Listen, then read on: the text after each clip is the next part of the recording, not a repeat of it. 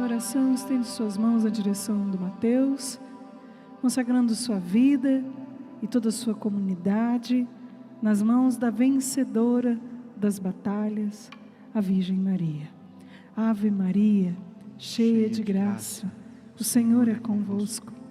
Bendita sois vós entre as mulheres, bendito é o fruto do vosso ventre, Jesus. Santa Maria, Mãe de Deus, rogai por nós, pecadores, agora e na hora de nossa morte. Amém. Rogai por nós, ó Santa Mãe de Deus, para que sejamos dignos das promessas de Cristo. Amém.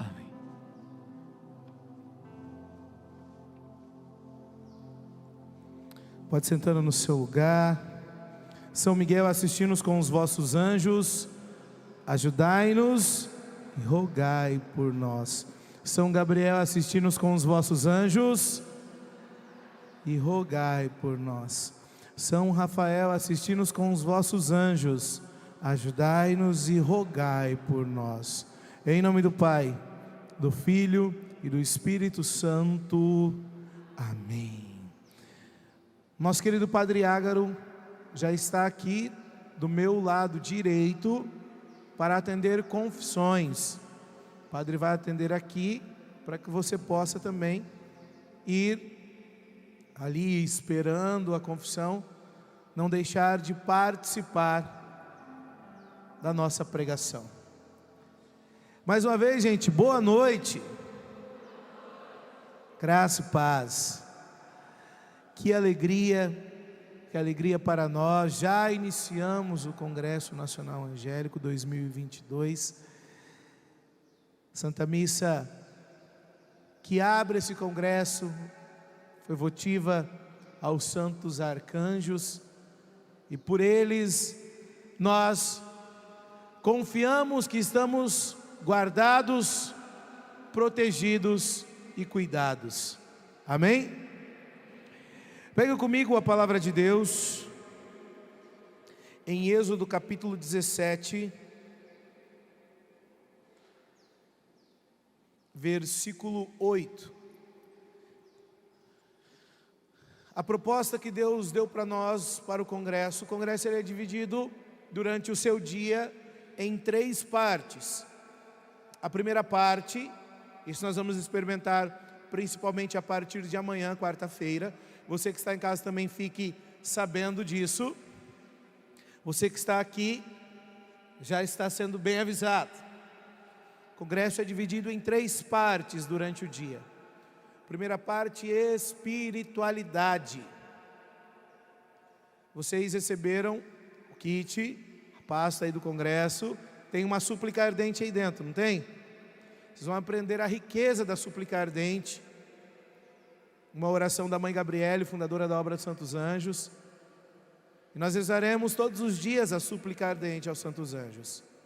A parte da manhã tem Santo Terço, tem súplica ardente. A súplica ardente é uma das orações que dentro da comunidade Ruá faz parte da nossa regra de vida.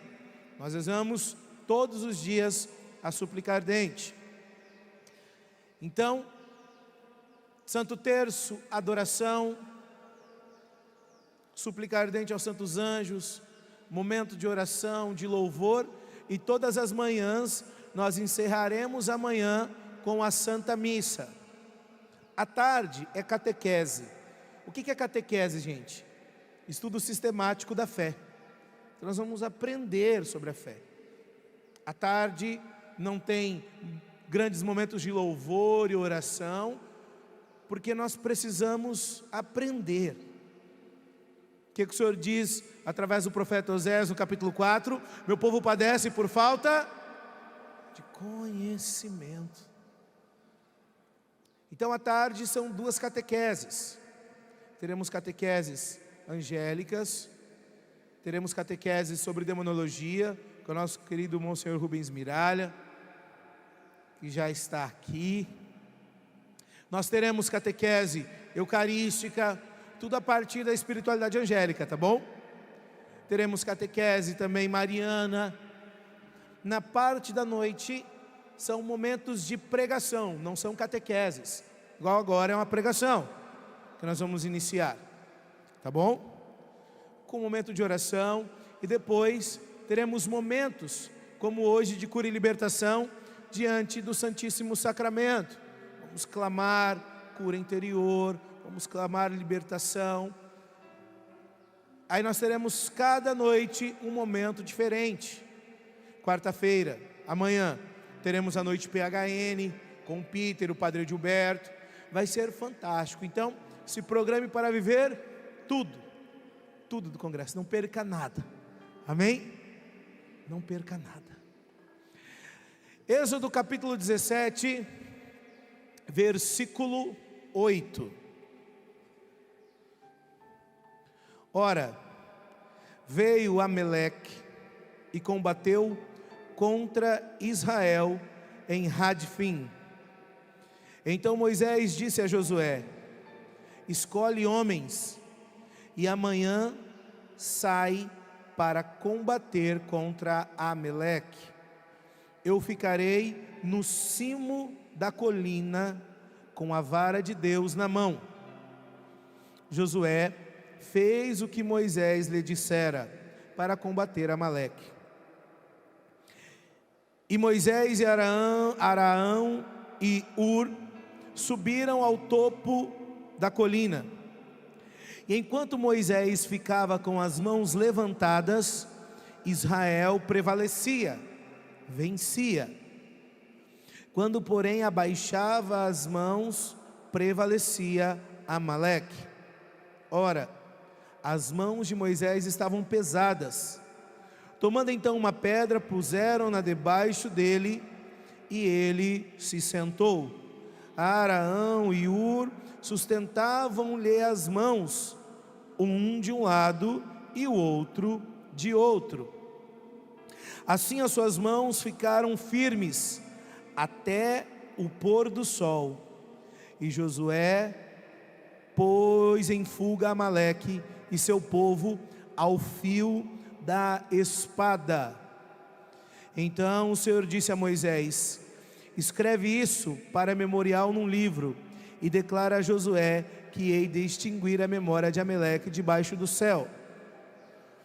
Depois Moisés construiu um altar e pôs-lhe este nome, Yahvé Nissi, porque ele disse: a bandeira do Senhor em mãos. O Senhor está em guerra contra Amaleque de geração em geração. Palavra do Senhor. Dá um beijo no rosto de Deus aí. Aplauda a palavra do Senhor.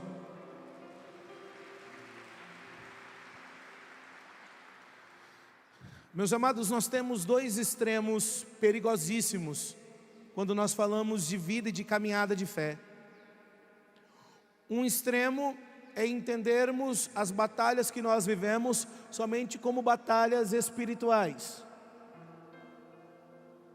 e não entender que aqui, nesse reino que nós vivemos, nesse mundo que nós vivemos, há uma batalha, e essa batalha ela tem crescido. O outro extremo é achar que somente existe uma batalha entre homens, e não entender que também existe uma batalha espiritual. Nós vivemos um tempo como nunca houve, nesse tempo contemporâneo que nós temos, podemos dizer nessas últimas décadas, nunca houve um tempo em uma batalha tão bem instalada e definida. E essa batalha ela se dá entre os homens, e ela também se dá no reino espiritual. O autor sagrado, quando traz para nós nesse capítulo 17, esse relato de Josué combatendo o inimigo na carne, corpo a corpo. Mas Josué necessitava de alguém combatendo no reino espiritual, com uma autoridade espiritual, e era o que Moisés estava fazendo. Moisés combatia no espiritual, mãos levantadas, lembra o que é intercessão? Alguém orando, alguém clamando. E o Senhor deixa claro em Mateus capítulo 17, no relato do jovem epilético, Ele deixa claro para nós, versículo 20, versículo 21, que há certos tipos de demônio que só saem à base de jejum e oração. Existe uma batalha que tem acontecido e tem crescido. Essa batalha ela se dá no campo político. Esse campo político ele interfere em toda a geopolítica do mundo. Existe uma guerra de poder. Os especialistas na área financeira dizem que está se trocando os líderes mundiais na área da finança. Países que dominavam estão caindo, países que sempre quiseram dominar estão ascendendo, estão subindo, estão crescendo. Mas qual que é o maior problema desses que agora estão assumindo a ponta para comandar a geopolítica, para comandar o sistema financeiro no mundo? Porque esses que estão assumindo são declaradamente contra os valores cristãos. Tanto que essa batalha, um dos campos em que tem se investido nela, é contra a igreja. A batalha é sempre contra a igreja. Nós vemos o autor sagrado deixando claro que Deus fala para Moisés, que de geração em geração, ele vai debaixo do céu, derrotando o reino inimigo. Em Mateus capítulo 16, quando o Senhor funda a igreja em Pedro, Ele fala que as portas do inferno jamais prevalecerão sobre a igreja. Mas deixa eu te explicar uma artimanha do nosso inimigo. O nosso inimigo, ele só não tem batido de fora para dentro da igreja, mas tem muita coisa que está infiltrada dentro da igreja, está destruindo a igreja de dentro para fora. Essa pandemia, toda essa situação pandêmica no mundo, as pessoas começaram todo um trabalho, um apostolado na internet. A comunidade Ruá também começou, e é muito bom isso. Algumas pessoas não têm gostado disso que a comunidade Ruá tem falado, mas a gente precisa falar. Cuidado, gente. A evangelização que nós recebemos, porque você precisa entender os estágios da caminhada de fé. Eu sou evangelizado, mudei de vida, eu começo a caminhar com Deus, deixo de ser um evangelizado e passo a ser um evangelizador. Por isso que a base de tudo é o querigma, é o primeiro anúncio. Mas depois do querigma precisa vir a catequese. Só que a catequese é chata, porque o povo gosta de caminhar e de sentir o famoso primeiro amor. Primeiro amor não mantém caminhada de fé.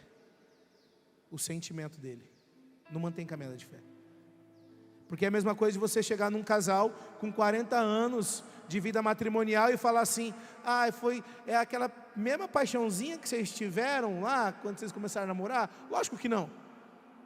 Porque aquela paixãozinha não mantém as dificuldades que vem no matrimônio, não mantém a luta quando vem os filhos, não mantém. E nós precisamos entender a nossa caminhada de fé da mesma maneira. E com toda essa situação de pandemia, o povo tem construído uma evangelização melosa, chega a dar diabetes espiritual. É muito doce, dá diabetes espiritual, é muito autoajuda. E quando eu rezava e preparava essa pregação, as pessoas têm dado remédio. Só que remédio, gente, a primeira finalidade de um remédio é levar a pessoa à cura, sim ou não? Levar à cura é a primeira finalidade, por isso você toma remédio. Todo doente toma remédio, é um tratamento. Essa é a primeira finalidade do remédio. A gente vive um tempo onde as pessoas não estão doentes, as pessoas estão mortas. Escuta o que eu vou falar, você de casa escuta, você que está aqui escuta. As pessoas, neste tempo em que vivemos, nesse tempo de batalha instalada, elas não estão doentes, elas não estão feridas, elas estão mortas. E quando uma pessoa está morta, parou os batimentos, parou a respiração, é soro que coloca na veia? Não. Tem que ter manobra de ressurreição. Tem que ter massagem cardíaca. Tem que ter respiração boca a boca. Tem que ter desfibrilador dando choque para voltar à vida.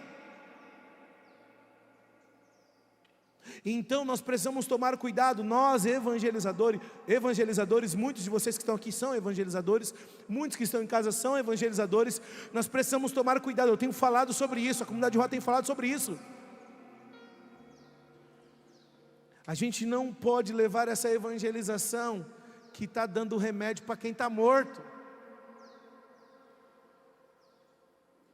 Tem que ter manobra de ressurreição, tem que ter impacto. Alguém aqui já fez massagem cardíaca? Cansa ou não cansa? É com jeito, com a técnica certa, mas é muita força empregada, é ou não é? Você imagina a força de um desfibrilador?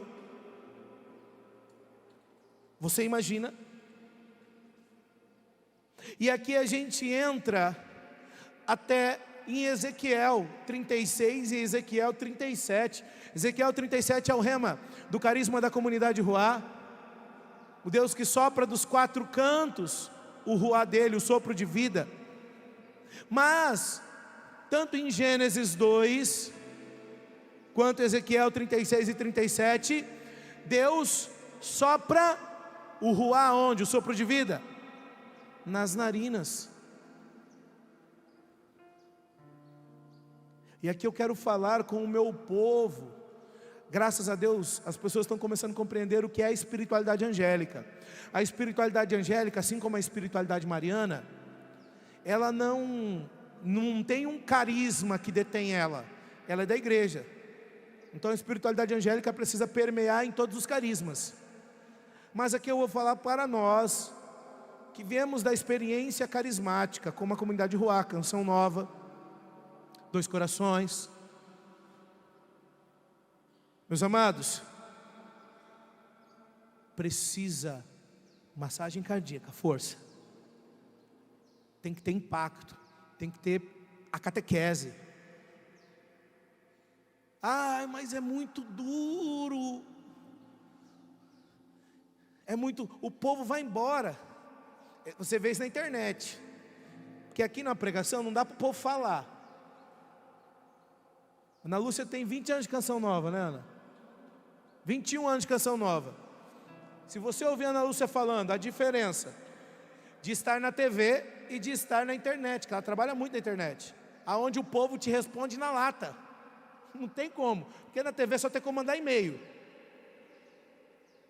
Mas na internet o povo já te manda um comentário ali. O povo que já trabalha com a comunidade Ruá muitos de vocês que estão aqui, estão acompanhando em casa, sabe o jeito que é a nossa evangelização já. Mas mesmo assim tem gente que entra e fala: nossa, isso é muito duro. Ai, o povo está precisando de carinho. Não, gente, o povo está precisando de massagem cardíaca. E para você, carismático, o povo está precisando que volte o clamor do batismo no Espírito Santo, o ministrar o batismo no Espírito Santo, soprar nas narinas. O povo precisa voltar à experiência com o Espírito Santo, é porque é Ele que dá a vida. E aí, hoje o povo tem vivido muito atrás disso. Uma palavra de motivação, uma palavra de apoio. Contrata um coach, se quiser. Agora, pregador não é feito para isso. Pregador é feito para pregar o Evangelho. João capítulo 8, conhecereis a verdade, e a verdade vos libertará. É pelo poder da palavra. Hebreus capítulo 4, versículo 12, é ela que separa, é a palavra.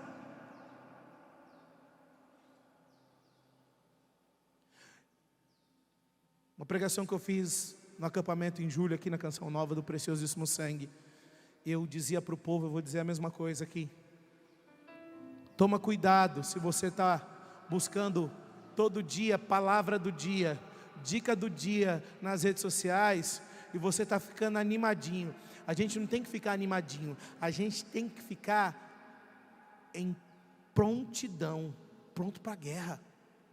A palavra que a gente recebe, a oração que nós fazemos, no tempo de batalha que nós estamos vivendo, precisa nos deixar de pé. Não de pé para proclamar qualquer coisa, mas de pé para proclamar a vitória de Jesus. E deixar de ser alienado, gente. Esse ano é eleição no Brasil. Deixar de ser alienado. Tem aqueles que perdem a mão e transforma a evangelização numa campanha política. E tem o outro lado, que não entende que a guerra está lá. A gente está aqui na igreja com a mão levantada, mas a guerra está acontecendo lá na sociedade, lá no Congresso. Esse plano não é de agora. Nossa Senhora, gente, em 1917, quando apareceu os pastorinhos, ela pediu para consagrar a Rússia ao seu imaculado coração, para que o mal da Rússia não se espalhasse pelo padre. O Papa João Paulo II, quando ele era padre e começou a teologia da libertação, junto com Mojica, Leonardo Boff, aqui na América Latina, o Papa João Paulo II falou: para com isso. O ex-padre hoje prendeu o bispo, nós nem sabemos se o bispo está vivo ainda. Prendeu padres. E aí você pensa: ufa, sou leigo. Tem aqui 2 padres. Aí o povo pensa assim: monsenhor, querido padre, ai, até pecado, senhor, mas prendeu só os padres, né? Não, tem leigo preso também. Tem leigo preso também. Acorda, gente. No Chile, a primeira coisa que foram queimar foram as igrejas.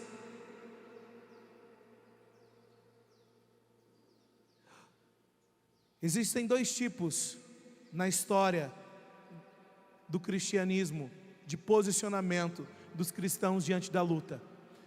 Os primeiros cristãos, o sangue deles foi semente para nós estarmos aqui hoje. Então o martírio na igreja primitiva e na igreja dos primeiros séculos, e ao longo e até hoje é assim, em algumas regiões, em alguns momentos, existe o martírio aonde irmãos na fé, eles se entregam para serem imolados, para testemunhar a fé como o próprio Cristo. E existe aqueles que o Senhor chamou para as cruzadas, para viver o martírio batalhando e defendendo. O nosso tempo é esse. É esse. Meus amados, para vocês entenderem, a comunidade Ruá, nós trabalhamos muito, estarmos preparados fisicamente. É regra na comunidade Ruá, atividade física. Eu vim da arte marcial, eu treino arte marcial. As meninas, Tiago, eu e outros, musculação. Tem aqueles que praticam outros tipos de esporte.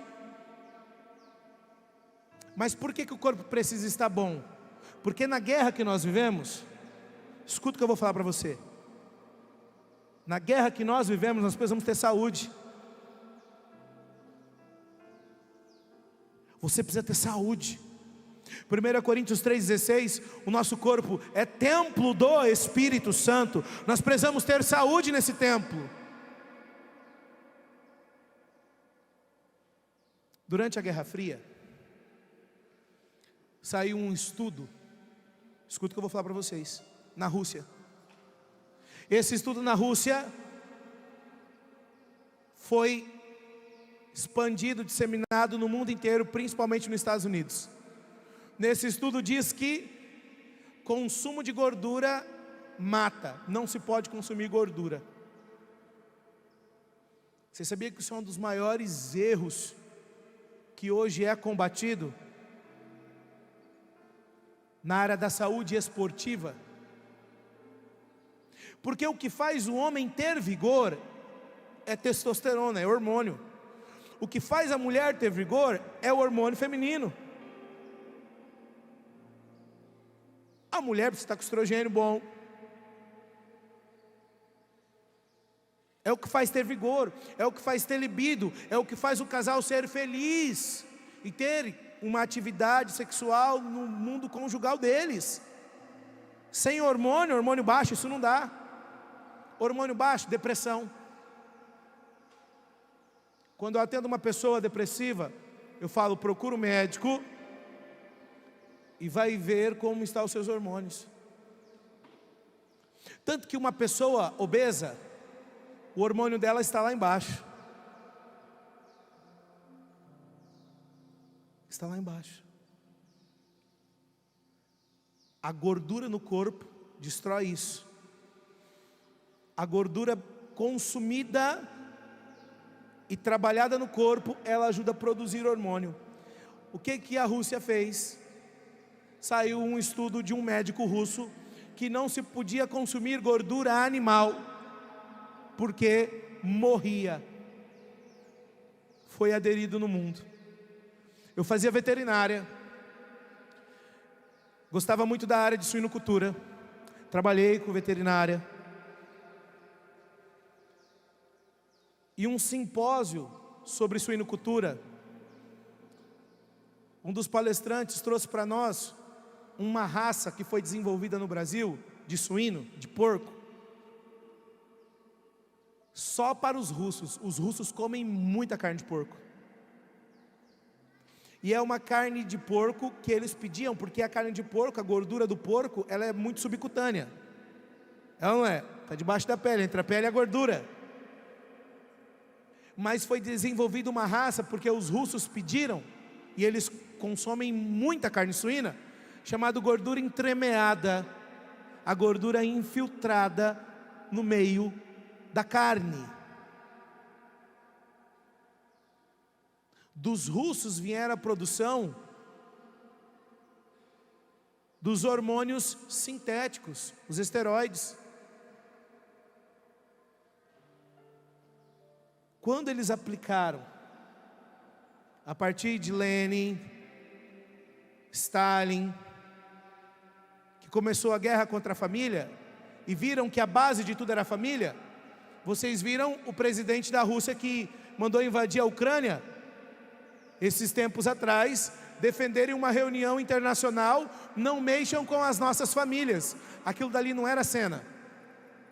É porque na Rússia eles retornaram os valores morais da família, tirando, logicamente, a base cristã disso, mas os valores morais, o respeito e a construção familiar, porque eles entenderam que não tinha como construir uma sociedade forte com famílias fracas. O que eu estou querendo explicar para você? Existe essa guerra que está instalada, e a gente não percebe que há uma manipulação. Cuidado com a massa, gente. Cuidado com tudo que você escuta e vai aderindo e trazendo para dentro da sua casa. Nós vimos isso acontecer. Gente, durante a pandemia aqui no Brasil, tiveram governadores que deixaram abrir tudo, menos a igreja. O lugar mais seguro durante a pandemia era dentro da igreja. Para entrar, temperatura, lá na nossa paróquia, álcool no pé, álcool na mão, quase banhava você de álcool assim, ó. Tinha hora que ficava até com os olhos vermelhos, que umas borrifadas aí no olho. É ou não é? O primeiro lugar que fecharam foram as igrejas. O índice de depressão e o aumento de suicídio foi lá em cima. A guerra, minha gente, ela está acontecendo corpo a corpo. E nós precisamos entender que tem aqueles que estão de mãos levantadas como Moisés, mas tem aqueles que precisam estar como Josué, lutando, combatendo.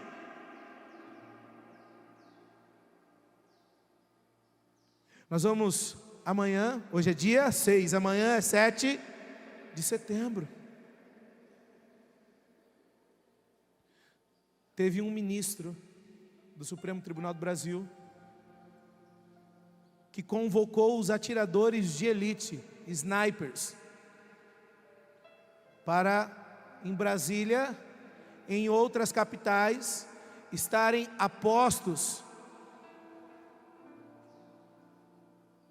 Amanhã vai ter brasileiro celebrando o 7 de setembro e lutando pela liberdade do nosso país, e vai ter rifle apontado para ele.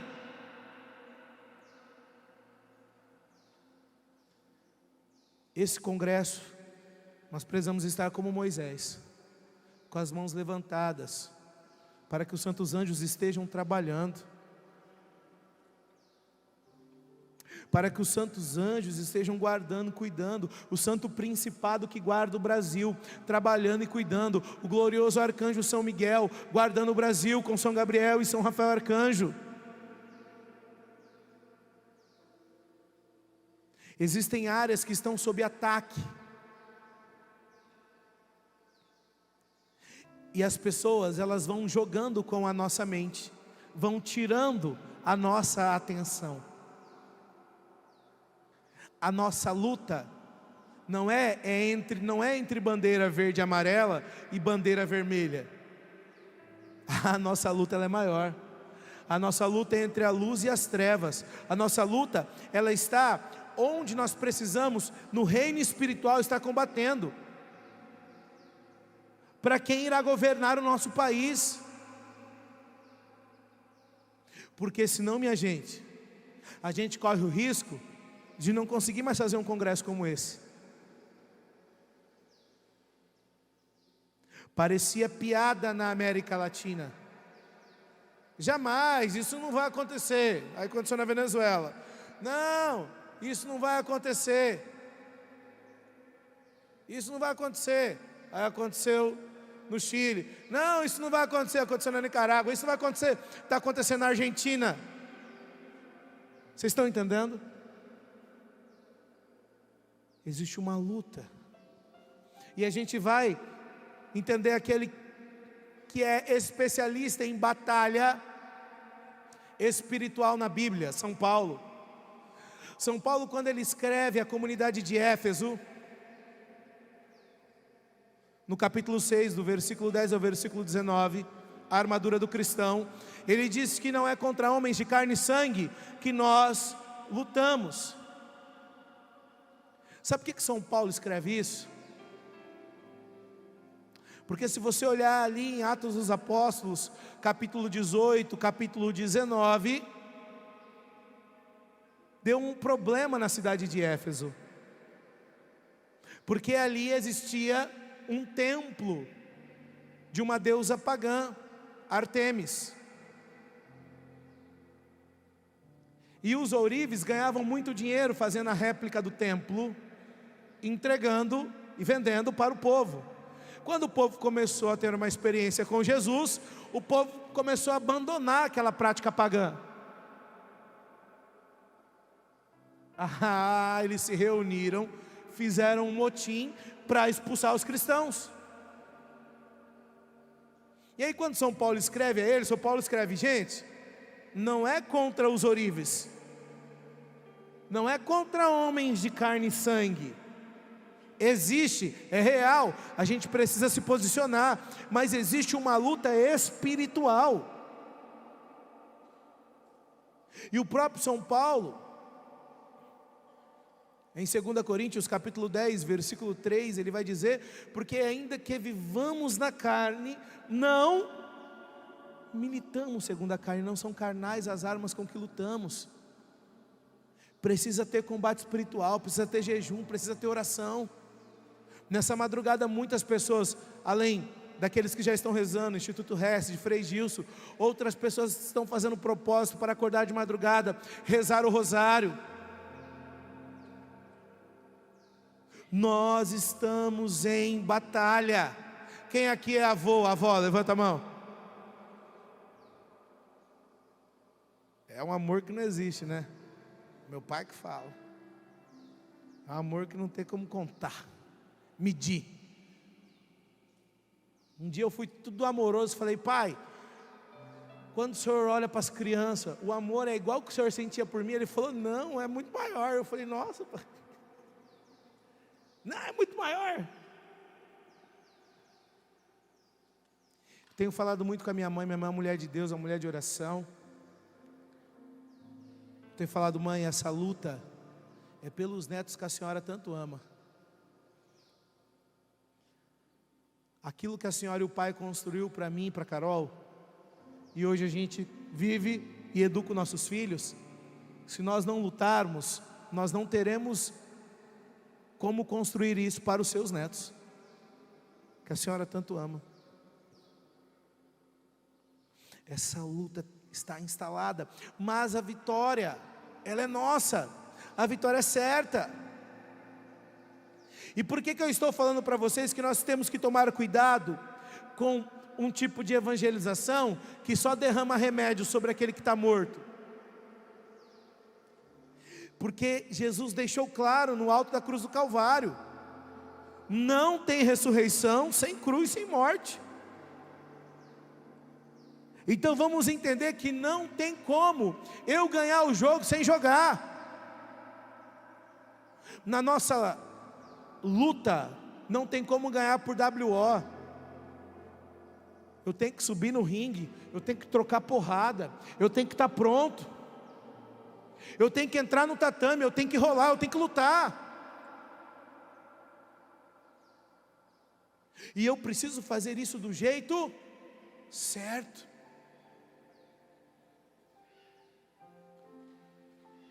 Você vê, e a gente aprende com o nosso Monsenhor Rubens,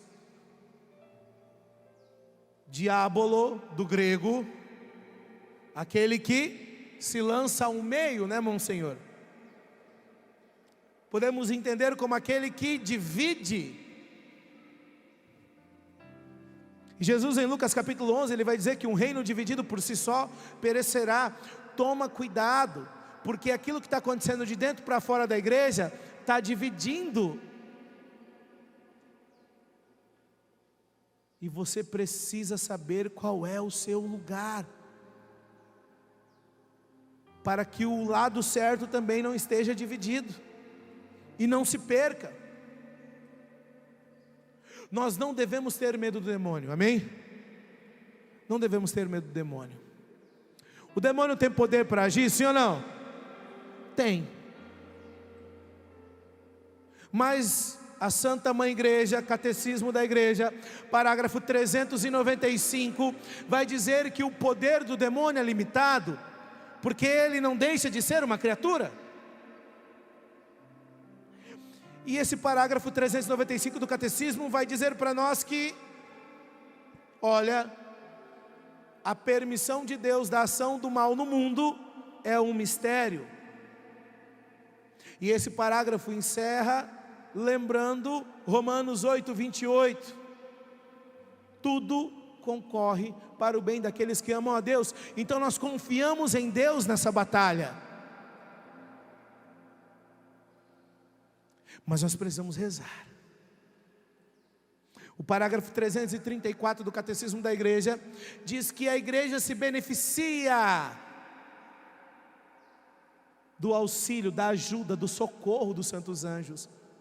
E aí você entende que porque nesse tempo onde a batalha cresceu, onde a batalha ficou declarada, o Senhor tem levantado um mover da espiritualidade angélica.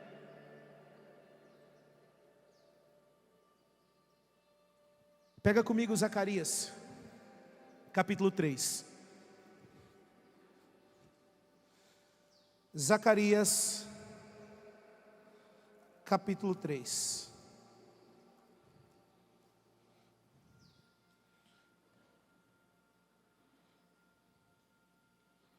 Versículo 1.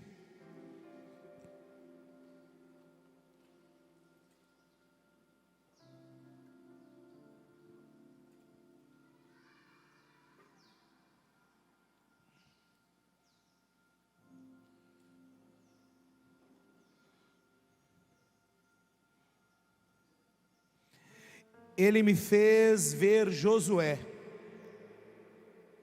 sumo sacerdote, que estava de pé diante do anjo do Senhor, e Satã, que estava de pé à sua direita para acusá-lo. O anjo do Senhor disse a Satã: que Yahvé te reprima. Satã, reprima-te Yahvé, que elegeu Jerusalém. Este não é por acaso um tição tirado do fogo? Josué, de pé diante do anjo, estava vestido de roupas sujas. Tomando a palavra, este falou nesses termos aos que estavam diante dele: tirai dele as roupas sujas. Depois disse-lhe: vê, eu tirei de ti o teu pecado, e serás vestido com vestes suntuosas. E ele retomou: seja colocado sobre a sua cabeça uma tiara limpa. Eles lhe colocaram sobre a cabeça uma tiara limpa e o revestiram de vestes. O anjo do Senhor mantinha-se de pé.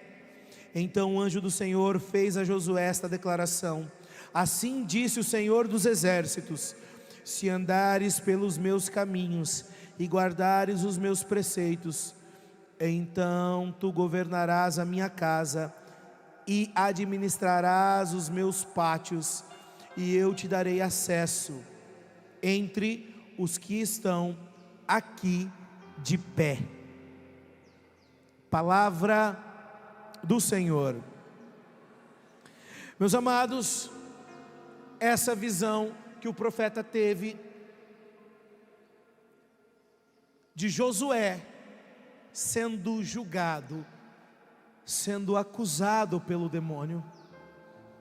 Ele é o acusador, por isso que em Apocalipse capítulo 12 vai dizer que quando houve a batalha no céu, a partir do versículo 7, houve uma batalha no céu, Miguel e os seus anjos tiveram que combater o dragão e os seus anjos rebeldes. Eles não prevaleceram. Foi expulso do céu o acusador. Aquele que acusava os nossos irmãos dia e noite diante do trono. Quem é esse anjo que o profeta vê defendendo Josué? É o arcanjo Miguel. Tanto que essa palavra, se você olhar nas referências ao lado da passagem, está linkado a epístola de São Judas, que é capítulo único, versículo 9, uma coisa que ele fala na visão de Judas: quando eu vi o arcanjo Miguel disputando com o demônio o corpo de Moisés, não fulminou nenhuma sentença contra o demônio, mas disse que o próprio Deus te repreenda. O que o profeta Zacarias está dizendo quando o demônio acusava Josué? Que o próprio Deus te reprima. Quem eram aqueles que estavam ali testemunhando? Eram os anjos. Por isso que a promessa do Senhor no final da passagem vai dizer o quê? Que o Deus que te elegeu, o Deus que te ungiu, o Deus que te consagrou, o Deus que te tirou do meio, esse tição tirado do meio do fogo, se você ouvir a minha voz, se você seguir os meus preceitos, essa foi a promessa que Deus fez em Josué capítulo 1, quando Deus chama Josué: Josué, filho de Num, o meu servo Moisés morreu, você vai introduzir o povo na terra que eu preparei, não te afaste da minha lei, nem para a direita, permanece firme, ser firme e corajoso, aonde pisar a planta dos vossos pés eu vos darei. Todos nós temos uma promessa, só que você precisa entender que existe uma batalha, e o nosso inimigo, ele é um acusador, mas nós não estamos sozinhos. Existe aquele que tem a custódia da igreja, aquele que batalha pela nossa alma, o glorioso arcanjo São Miguel. Nós vamos aprender com Santo Tomás de Aquino, que o nosso santo anjo da guarda, no nosso juízo, ele testemunha, e é a testemunha da verdade. Você achou que ele ia lá te defender só, né? Santo Tomás explica que o nosso anjo, ele é uma testemunha da verdade. Vocês viram que os anjos estavam com Miguel diante de Josué. Essa foi a visão do profeta. Dentro da comunidade rural nós temos uma prática, eu gostaria também de ensinar de maneira catequética para você. Nós sempre confessamos, toda a confissão, nossa comunidade é regra a confissão semanal. Nós confessamos as vezes que nós desrespeitamos a presença do nosso anjo da guarda, aborrecemos a sua presença. Depois você lê Êxodo capítulo 23, versículo de 20 a 23. A gente não pode desobedecer na presença do anjo, é o que nós fazemos. O nosso anjo dá testemunho no nosso juízo, do que nós fizemos, daquilo que nós escolhemos.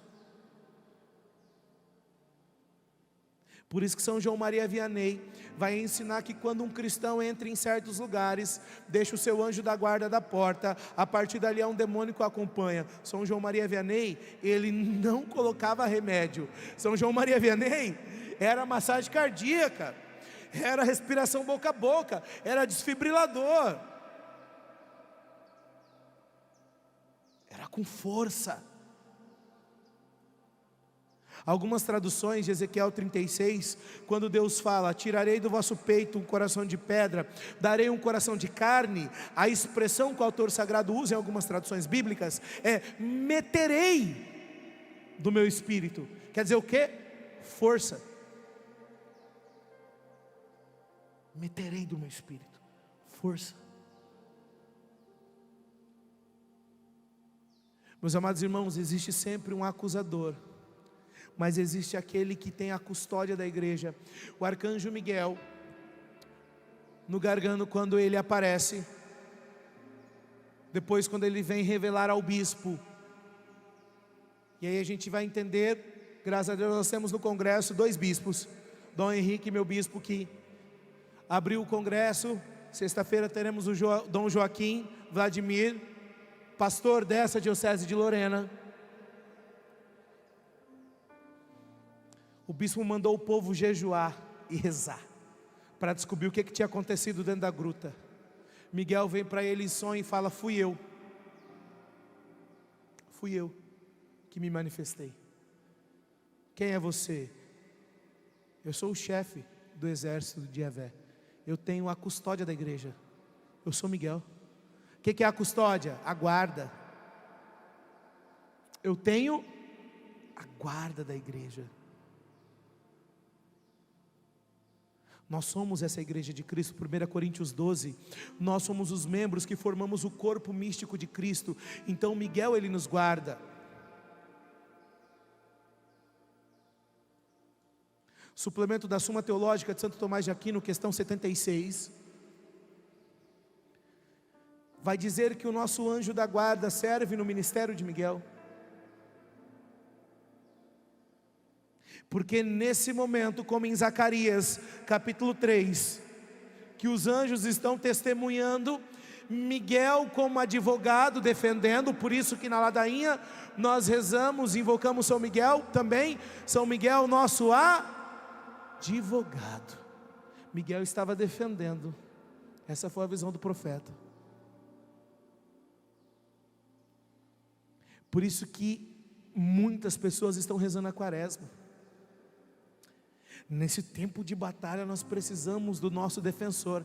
Amanhã cedo nós rezaremos a quaresma de São Miguel. Você que está rezando a quaresma, fique em paz que você não vai perder o dia da quaresma. Amanhã, junto com a súplica, nós vamos rezar a quaresma de São Miguel. Meus amados irmãos e irmãs, não olhe para a periferia das coisas que têm acontecido no mundo. Olhe mais alto. A luta é muito maior. Não é uma questão daquilo que eu acredito que é melhor ou pior. É uma questão de escolher, de optar por Deus.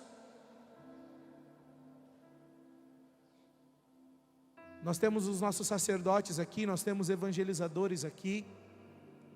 Se você for perguntar o que o efeito de fechar as igrejas causou no povo,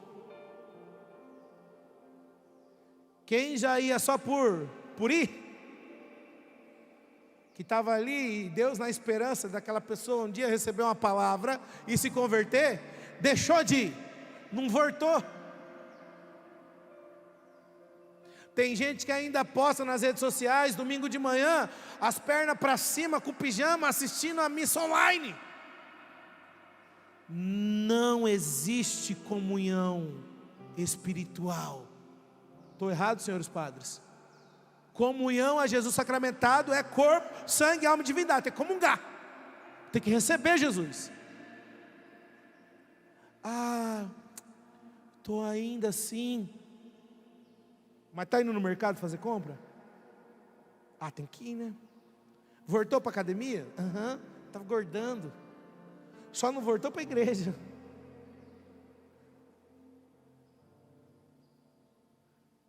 Quando eu estava falando, partilhando para vocês sobre o estudo que teve, que a gordura matava e as pessoas tinham que no mundo parar de consumir gordura, o corpo não produz hormônio sem gordura. Tanto que se você conversar com um fisiculturista, ele tem a quantidade de gordura que ele come. Quando nós dividimos em uma dieta a quantidade de carboidrato, de proteína, nós temos a quantidade de gordura que nós precisamos consumir para o corpo produzir hormônio. Eu quero que você entenda que os nossos inimigos, eles vão deixando um jeito da gente ficar mais fraco. Fecha a igreja. Vocês são malucos. Tá bom, nós não somos normal da comunidade rural. Mas vocês são malucos. Como vocês vão fazer um congresso 6 dias? Não vai dar ninguém. Erraram, você está aqui, graças a Deus. Você está em casa, graças a Deus. Porque é diferente da Santa Missa, que você aí na sua cidade, vai na missa, mas você pode consumir o conteúdo, você pode rezar, você não pode vir aqui, você pode fazer isso aí de casa. Meus amados, nós precisamos estar prontos. Nós não estamos sozinhos. Dom Henrique falou sobre isso na homilia. Nós precisamos todos os dias celebrar a vitória de Deus em nossas vidas, independente do que está acontecendo. E celebrar a vitória não quer dizer que todo dia você vai estar alegre não, tá? O ano passado, no primeiro congresso, a nossa equipe era pequenininha, gente. Nossa equipe de trabalho. Esse ano está a metade. O ano passado era pequeno, mas esse ano está na metade.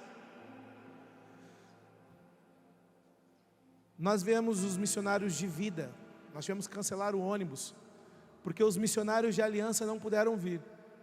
Um teve problema no trabalho, a outra, graças a Deus, está com a neném pequena. Na preparação para o congresso, comunidade de rua, fazendo o que tem que fazer, com a mão levantada, rezando. Na semana retrasada, no sábado,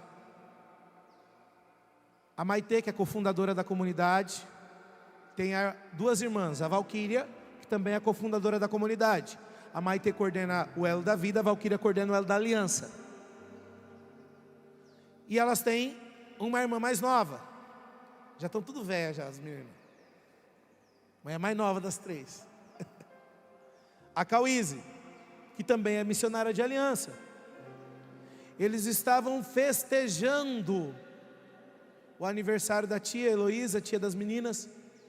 A tia Genciana levantou, foi andar, caiu, quebrou o punho em 2 lugares, moeu o punho dela.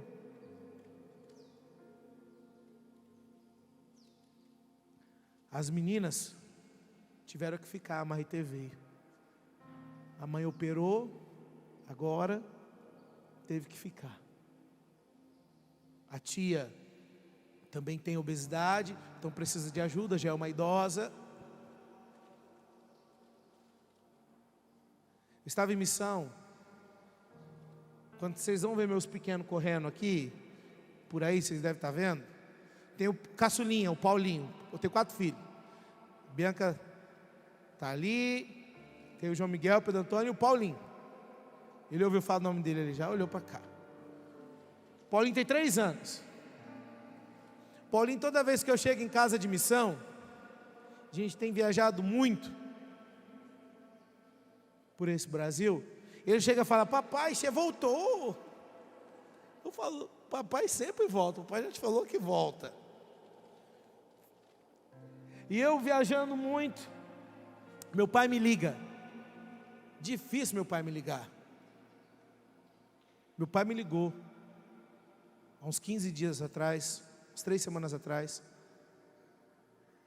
Meu pai me ligou, falou assim: como que é o nome do remédio que você me deu quando você estava aí e eu travei, porque daí meu pai ficou doente? Falei: pai, é esse remédio que eu pedi para entregar para o senhor. Ele falou: vamos ter que dar para sua mãe está travada na cama, não levanta.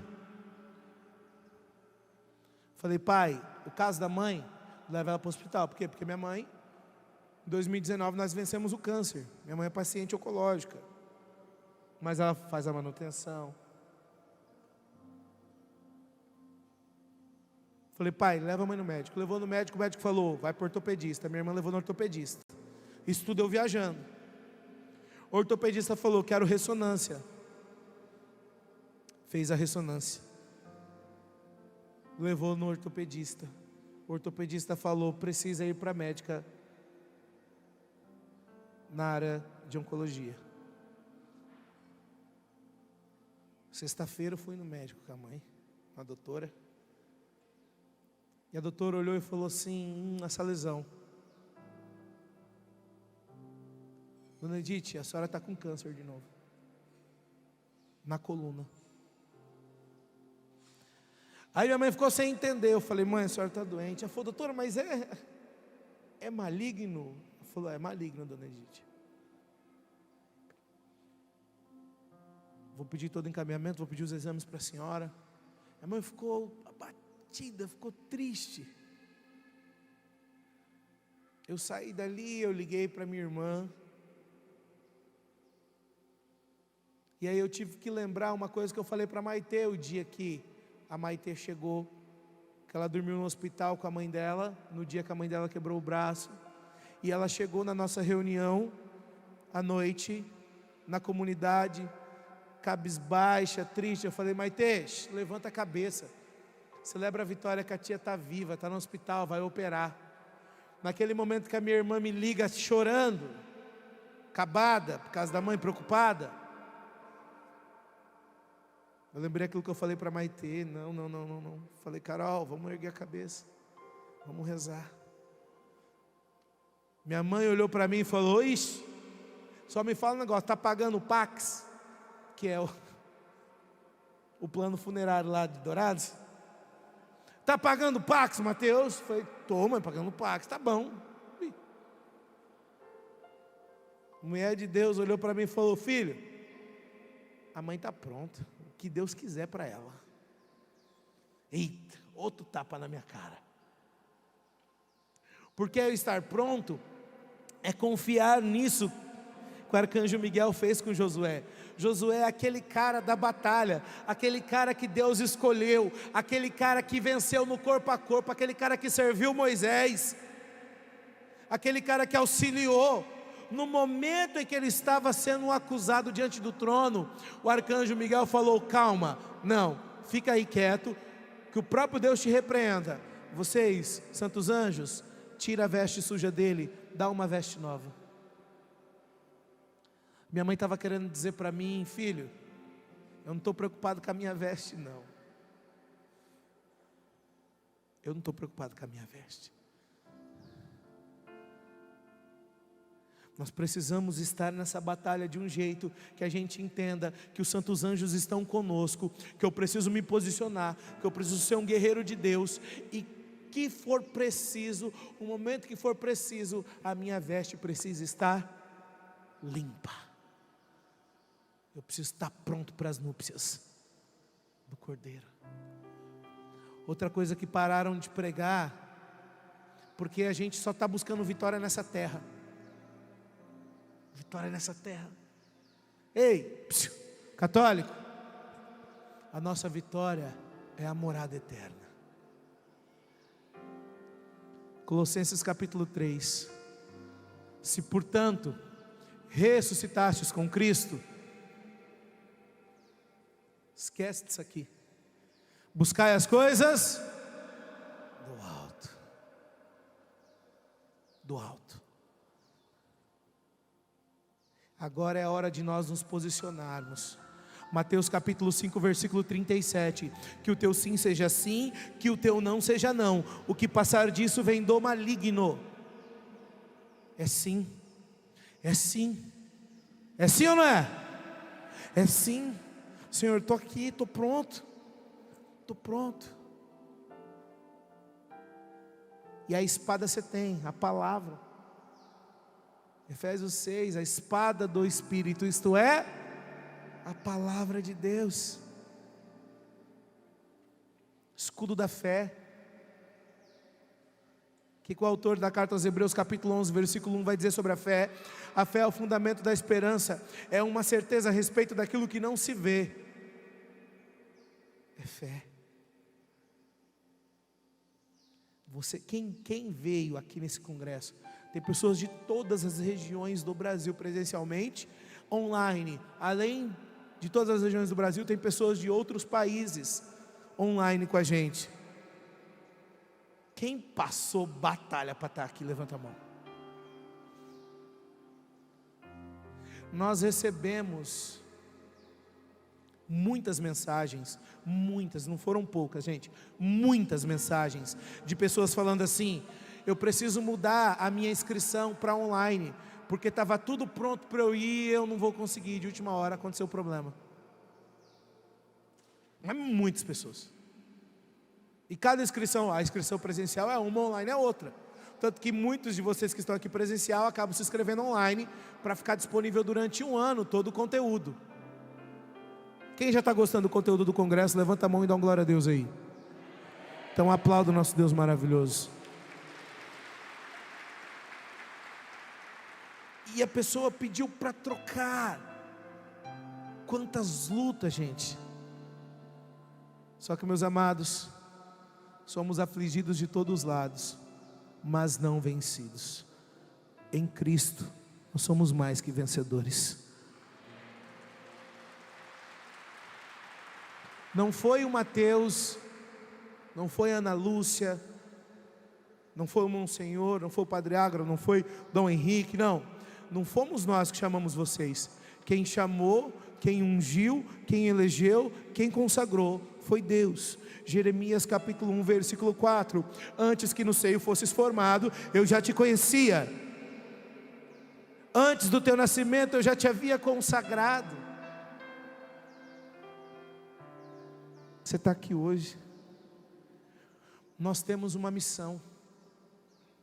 Esse congresso angélico é para fomentar um movimento angélico católico nascendo aqui no Brasil, para ir para o mundo. Aqui tem tradicionalista sentado, aqui tem carismático sentado, aqui tem gente sentada de outro até tipo de movimento, ali participando online, porque assim como disse São Padre Pio, chegou o tempo dos anjos. A comunidade Ruá, a gente não foi estudar para ensinar. A espiritualidade angélica, ela faz parte da nossa espiritualidade. Então a gente está falando para vocês uma coisa que nós vivemos. Meus queridos, amados irmãos e irmãs, Deus, Ele já faz com que a gente receba uma massagem cardíaca nessa primeira noite, sim ou não? Depois, o terceiro momento de hoje, nós teremos uma noite de adoração, clamando cura e libertação. Porque, primeira coisa, entendemos que nós precisamos de um choque. E o Senhor, através de São Rafael Arcanjo, vai nos curar, vai nos libertar. Você vai sair daqui, desse Congresso Nacional Angélico, com uma armadura nova, um capacete novo, um escudo polido e uma espada afiada, coturnos de fogo, para primeiro ser um sopro de Deus dentro da sua casa, dentro da sua família, e com a sua família na sua paróquia, na sua comunidade, e com a sua comunidade, com a sua paróquia na sua cidade, com a sua cidade no seu estado, com o seu estado no Brasil, e do Brasil para o mundo. Há um avivamento nascendo na igreja, pela experiência com os santos anjos, que do Brasil vai ir para o mundo, em nome de Jesus. E você foi escolhido para fazer parte disso. Fica de pé, feche seus olhos, pensa na sua luta, pensa no que você está passando.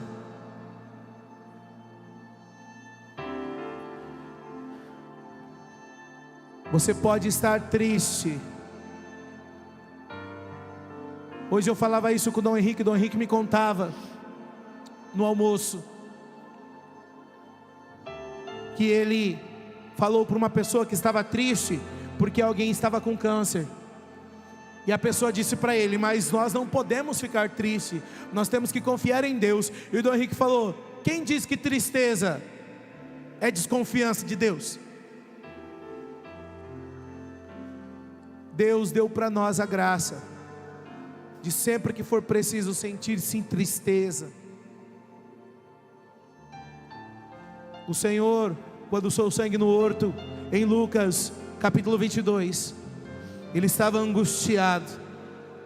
Jesus no alto da cruz, em João 19, Ele estava triste, sozinho, abandonado.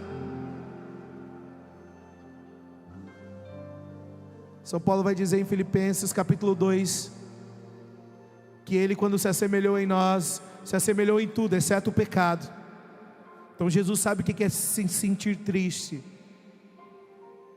mas Ele te convida como Ele, celebrar a vitória do Pai, a vitória da vontade do Pai.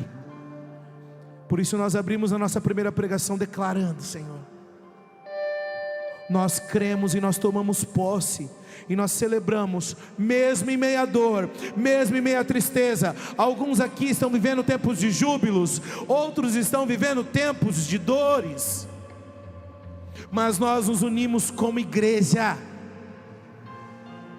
para celebrarmos, Deus, a Tua vitória em nós.